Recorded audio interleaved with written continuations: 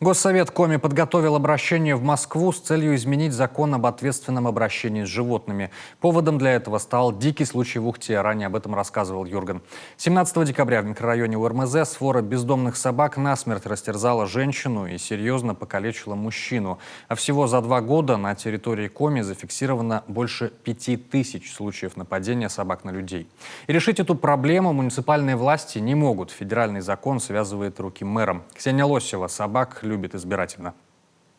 Государственной Думе, Совету Федерации и правительству России. Всем в скором времени придет официальное обращение, подготовленное депутатами Госсовета Коми, которые убеждены, закон об ответственном обращении с животными, принятый в 2018 году, имеет слабые места. И последние громкие ухтинские случаи тому подтверждение. Главное требование наших депутатов – четкие формулировки.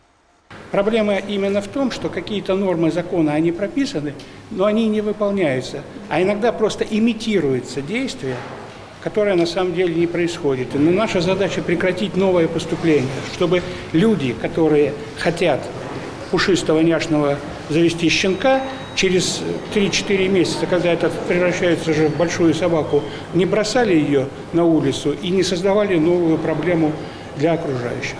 Как считают парламентарии, сегодня в законодательстве не раскрыто понятие агрессивности, некорректно прописан этап содержания животных в приютах и, что важно, отсутствует необходимость их регистрации. Вызывает опасения и то, что собак после отлова и стерилизации возвращают на улицу, где их, к сожалению, по-прежнему никто не ждет. Дело в том, что, мягко говоря, негуманным является тот случай, когда животное, не имеющее владельца, подчеркну, отлавливается, содержится определенный период времени, как в санатории, да, там, стерилизуется, ему оказывается какая-то медицинская помощь, после чего животное выпускается обратно в ту среду обитания, где было отловлено. Как ему жить?